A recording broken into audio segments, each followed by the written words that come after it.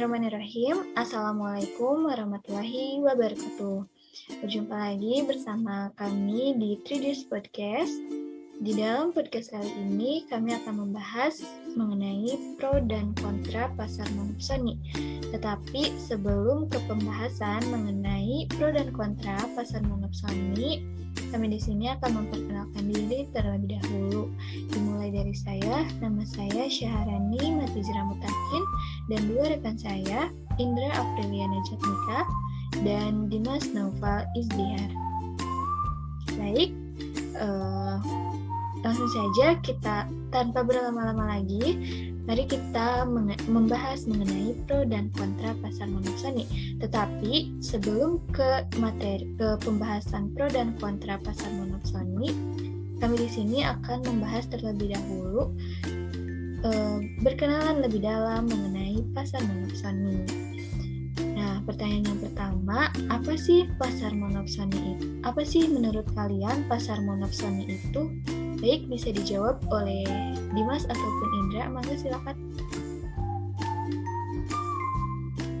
Silahkan oleh Dimas dulu aja. Ya bro. Jadi tadi dari Syaharani bilang ya, apa tuh pasar monopsoni menurut kami gitu. Tapi takutnya nanti terlalu jauh. Di sini saya izinkan menyampaikan dulu pengertian yang ada dari beberapa sumber yang sudah terpercaya gitu. Yang pertama ada dari Otoritas Jasa Keuangan. Pasar monopsoni itu diartikan sebagai keadaan pasar barang tertentu yang pembelinya hanya dilakukan oleh seseorang atau sekelompok pembeli sehingga dapat menentukan tingkat harga. Terus menurut Wikipedia, monopsoni adalah keadaan di mana satu pelaku usaha menguasai penerimaan pasokan atau menjadi pembeli tunggal atas barang dan atau jasa dalam suatu pasar komoditas. Jadi dapat disimpulkan di sini bahwa pasar monopsoni adalah pasar di mana hanya terdapat satu penjual dan hanya terdapat satu pembeli gitu. Di mana biasanya pasar monopsoni ini terdapat di daerah-daerah yang lumayan pelosok atau daerah-daerah pinggir seperti itu. Bro, itu ada tambahan? Bung? Cukup, udah sangat lengkap sekali dari penjelasan dari Mas Dimas. Baik, jadi dapat diketahui bahwa pasar monopsoni ini adalah suatu pasar yang dimana terdapat beberapa penjual, tetapi hanya ada beberapa pembeli, gitu kan? Nah, mungkin di kalangan masyarakat itu sudah terlibat langsung atau mereka itu sudah mengetahui bagaimana bentukan dari pasar monopsoni ini, tetapi kan mereka enggak mengetahui apa nama dari pasar tersebut. Terus mungkin sebagian masyarakat juga tidak mengetahui bagaimana bentuk pasar monopsoni ini. Nah, pertanyaan yang kedua ini, bagaimana sih suatu pasar itu dapat dikatakan sebagai pasar monopsoni, atau dengan kata lain, bagaimana ciri-ciri dari pasar monopsoni tersebut? Boleh dijawab oleh Indra atau Dimas. Oke, baik. Saya izin menjawab, apa boleh? Silakan Bu. Oke, siap. Jadi pertanyaan dari host tadi dari saudara Syaharani, bagaimana menentukan bahwa pasar tersebut tergolong pasar monopsoni atau tidak, kurang lebih begitu ya. Jadi untuk mengetahui bahwa pasar tersebut tergolong kepada pasar monopsoni atau tidak, kita harus bercermin atau melihat dulu dari ciri-ciri dari pasar monopsoni tersebut. Kemudian kita masukkan ciri-ciri tersebut ke dalam karakter pasar yang mau kita uji, yang mau kita nilai.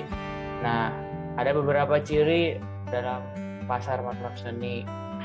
Yang pertama itu dari segi jumlahnya, jumlah pembeli dan penjual yang tidak sama, di mana dalam hal ini penjual lebih banyak daripada pembelinya hanya satu. Kemudian yang kedua, harga barang ditentukan oleh pembeli. Mengapa bisa demikian? Karena pembeli merasa berkuasa karena dia satu-satunya yang dapat membeli barang tersebut, sehingga pembeli di sini berperan sebagai price setter. Kemudian yang ketiga, pendapatan yang tidak merata. Hal ini kan karena jumlah terapi. Kemudian ciri yang keempat, barang yang diperjualbelikan adalah barang mentah. Biasanya pasar monopsoni ini terdapat di daerah-daerah terpencil yang biasanya pada umumnya itu menjual barang-barang mentah untuk diolah kembali. Dalam hal ini biasanya juga bahan mentahnya berupa hasil tani atau hasil bumi. Kemudian yang kelima itu sering terjadinya perselisihan. Nah, jika suatu pasar mempunyai kelima ciri yang sudah saya sebutkan tadi, maka bisa dipastikan pasar tersebut tergolong kepada pasar monopsoni. Mungkin kurang lebihnya begitulah. Coba Bung Dimas, apa ada tambahan atau cukup? Jadi ciri-cirinya sangat mencolok gitu ya Bung Indra tentang pasar monopsoni ini. Jadi mungkin masyarakat atau yang ingin lebih mengetahui gitu tentang pasar monopsoni itu dari ciri-cirinya aja udah jelas ya. Jadi insya Allah dalam menentukannya gampang gitu ya kira-kira Bung Indra. Iya, betul sekali Bung Dimas. Jadi sudah ada ciri-cirinya ya, kita tinggal cocok logi saja. Gitu, cocok logi. Ya. Itu mungkin Mbak ada lagi. Baik, jadi cara kita untuk mengetahui bahwa suatu pasar itu dikatakan sebagai pasar monopsoni, kita bisa dilihat dari ciri-cirinya ya. Di antaranya seperti yang ada di definisi, bahwa di dalam pasar monopsoni ini terdapat beberapa penjual namun hanya ada beberapa pembeli gitu ya. Nah, pastikan di dalam ekonomi itu ada beberapa struktur pasar seperti pasar persaingan sempurna, pasar persaingan tidak sempurna yang meliputi pasar monopoli, monopolistik, monopsoni, dan lain sebagainya. Nah, di dalam semua jenis pasar itu tentunya memiliki kelebihan dan kekurangannya masing-masing. Pertanyaan yang ketiga ini, apa yang menjadi kelebihan dan yang menjadi kelemahan dari pasar monopsoni ini? Boleh dijawab, ayo.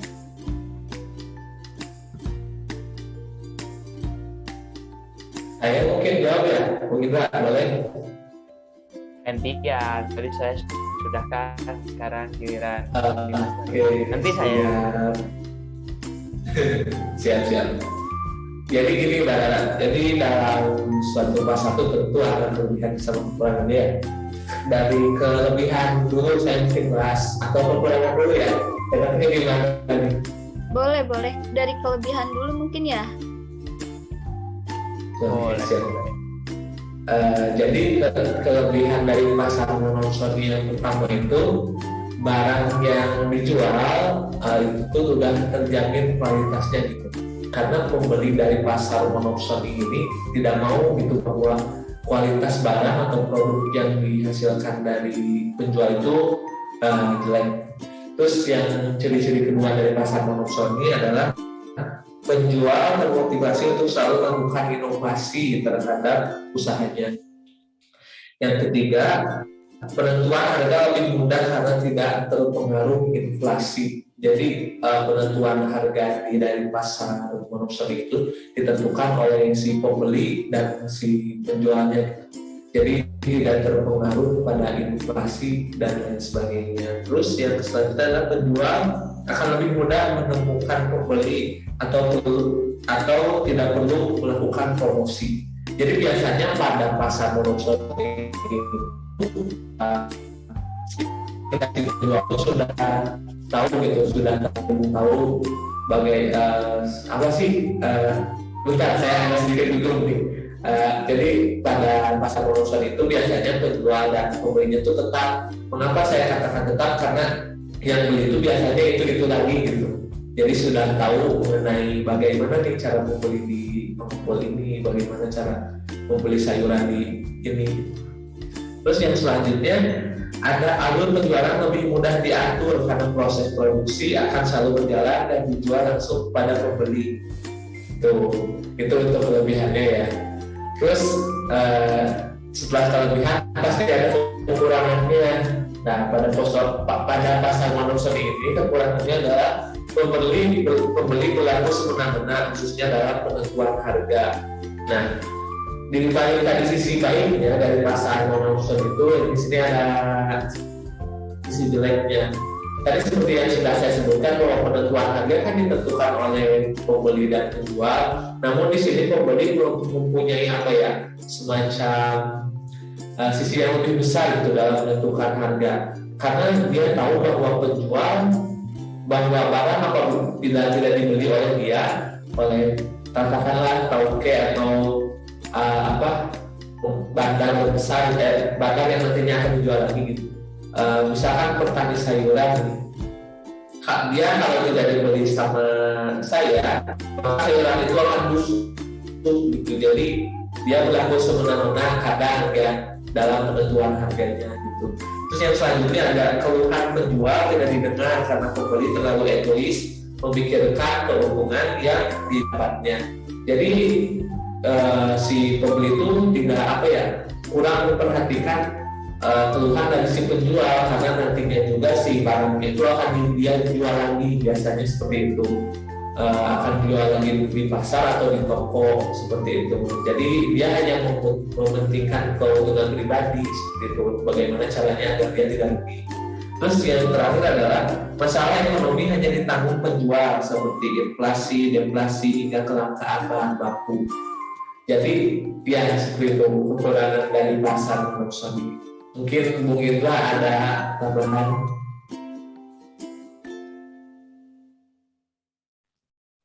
Saya rasa sudah cukup sih.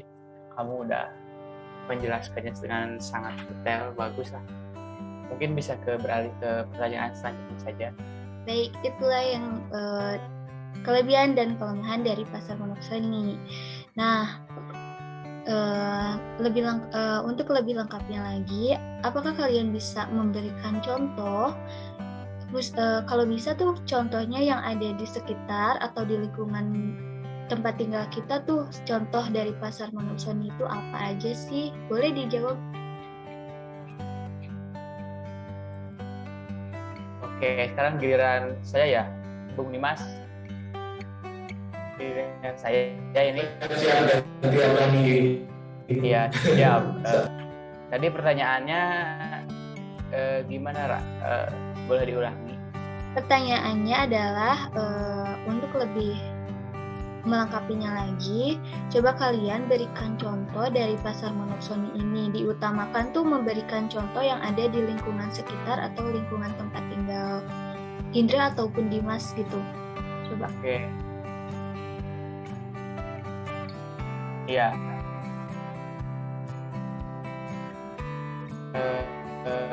Contoh-contoh ya ada banyak sebetulnya. Tadi kan sudah dijelaskan ya dalam pengertiannya bahwa pasar monopsoni ini adalah suatu kondisi pasar di mana banyaknya penjual namun hanya ada satu pembeli. Biasanya pasar monopsoni ini tadi juga sudah dijelaskan oleh Dimas, oleh saya di sebelum-sebelumnya bahwa pasar monopsoni ini terdapat di daerah-daerah terpencil yang biasanya menjual hasil bumi.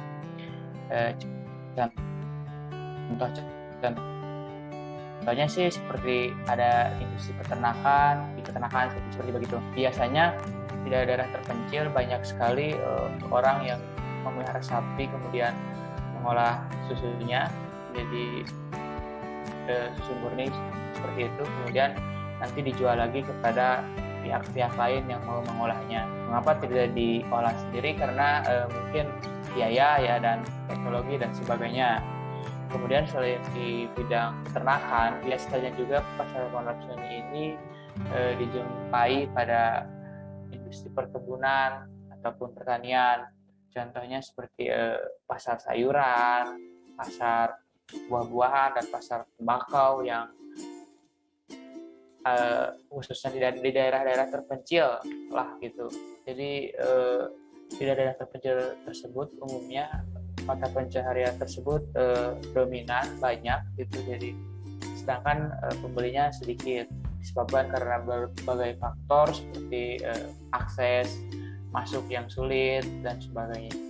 Nah, mungkin itu saja. Coba boleh dibantu dong Bung Dimas, calling nih, barangkali ada yang mau ditambahin soal contoh dari pasar monopsoni.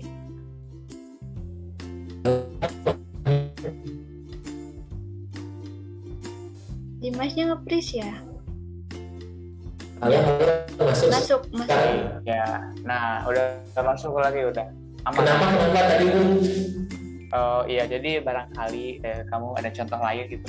Tadi aku kan udah ngejelasin di bidang peternakan sama perkebunan. Mungkin dari Dimas ada yang lain gitu. Ada, mungkin itu cukup ya, itu aja mungkin supaya lebih mempersingkat waktu. Oke, baik. Jadi contohnya diantaranya adalah dari peternakan, dari IPS ya, industri pengolahan susu itu termasuk ke dalam pasar monopsoni. Selain itu ada hasil pertanian seperti hasil teh, hasil kopi, hasil sayur gitu ya. Nah, mari kita membahas inti dari tema dari podcast kali ini, yaitu pro dan kontra pasar monopsoni. Nah, apa sih yang menyebabkan adanya sisi pro dan sisi kontra dari pasar monopsoni ini? Boleh kalian berbincang-bincang atau menyampaikan opininya.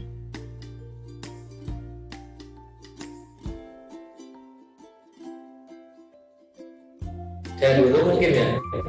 Nanti Boleh. Silakan sama Bung Dimas dulu, Bung Dimas. siap.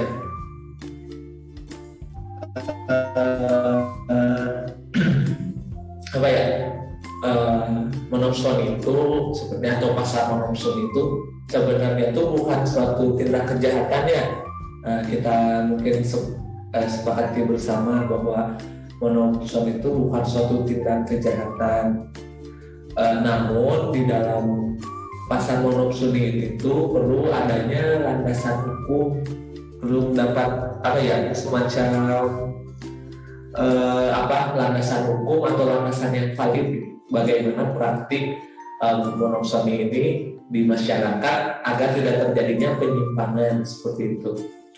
Karena seperti yang tadi saya sudah sebutkan di kekurangan itu, banyak nih penjual yang merasa dirugikan gitu terhadap adanya pasar monopsoni ini, namun mereka tidak bisa berbuat banyak gitu karena pembelinya sudah tetap itu, karena aksesnya yang terbatas seperti itu, jadi mereka tidak bisa berbuat banyak.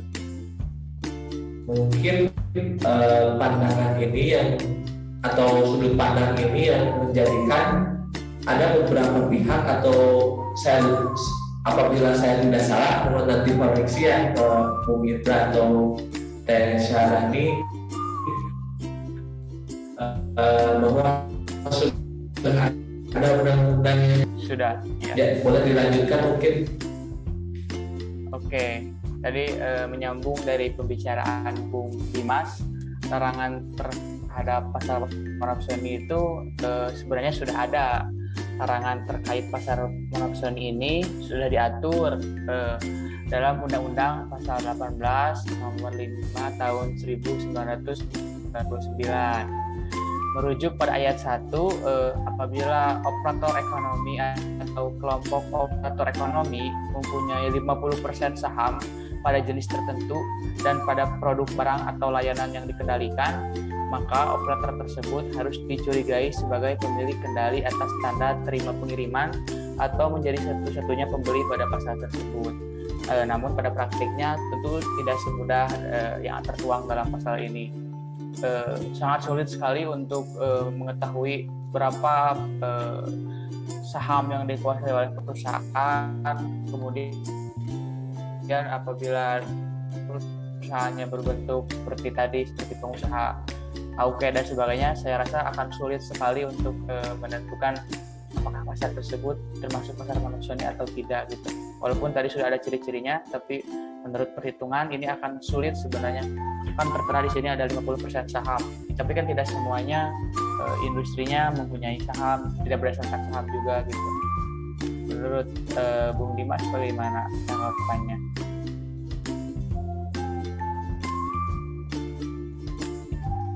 Halo, maaf tadi nge-freeze ya. Bagaimana pertanyaannya, Bu? Oh iya. Menurut Bung Dimas bagaimana tanggapannya di sini ditulis dalam Undang-Undang Pasal 18 nomor 5 bahwa tahun 1999 menyatakan bahwa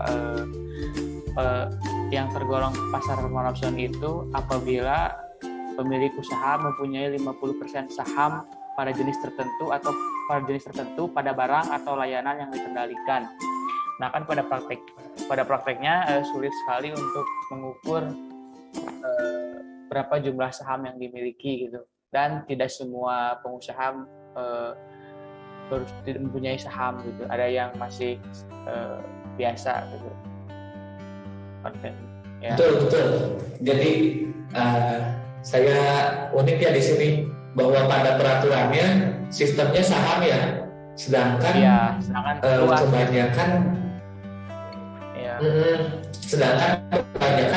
kebanyakan penjual di kita masih menganut sistem konvensional gitu ya.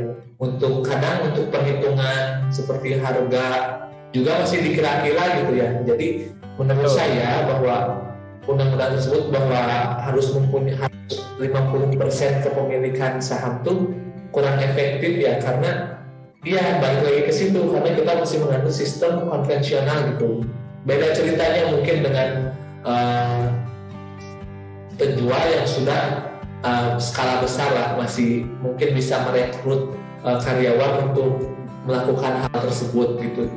Tapi mungkin kebanyakan dari pasar non-opsional itu menengah ke bawah gitu ya. Jadi masih cocok menurut saya sistem saham tersebut, Bu. Bagaimana Mas, bisa diulangi tadi? Ada ganggu sedikit di bawah. Oh iya. Jadi intinya menurut saya bahwa sistem saham tersebut masih kurang cocok untuk diterapkan ya, betul. Gitu. Jadi, dan terus mungkin saya juga. Ya, oh ya, silakan. Silakan lanjutkan. Lanjutkan Indra. Dilanjutkan. Saya atau Bung Dimas? Ya, Indra dulu. Jadi, ya siap. Jadi ya sih, menurut saya juga sebenarnya pasar non-opsional itu tidak sepenuhnya negatif ya, asalkan tidak merugikan dari pihak penjualnya gitu. Boleh hanya ada satu penjual dan banyak pembeli, namun si penjual tersebut harus lebih bisa memperhitungkan banyak hal ketika dalam menentukan harga. Jangan sampai menentukan harga seenaknya sehingga merugikan para petani atau penjual di sini gitu. Kemudian Bung Dimas, ada lagi di sini yang mau disampaikan? Mumpung ada wadah yang mewadahi ini. Siap. Mungkin closing statement dari saya sangat sepakat dengan yang dikatakan oleh Bung Indra bahwa pasar non-opsional ini tidak apa-apa gitu untuk ada di Indonesia, asalkan pada praktiknya dijalankan secara konkret dan saling menguntungkan gitu, tidak hanya merugikan pihak penjual ataupun pembeli seperti itu. Saya kembalikan kepada Mbak. Baik, jadi Dimas dan Indra ini merupakan pihak yang pro terhadap pasar monopsoni karena pasar monopsoni tidak selalu merugikan ya. Baik, sampai di sini saja pembahasan kita kali ini. Mohon maaf jika ada kesalahan. Wassalamualaikum warahmatullahi wabarakatuh. Dadah. Waalaikumsalam warahmatullahi wabarakatuh. Terima kasih. Terima kasih Dimas, Indra. Terima kasih, Bung Indra dan Sarah.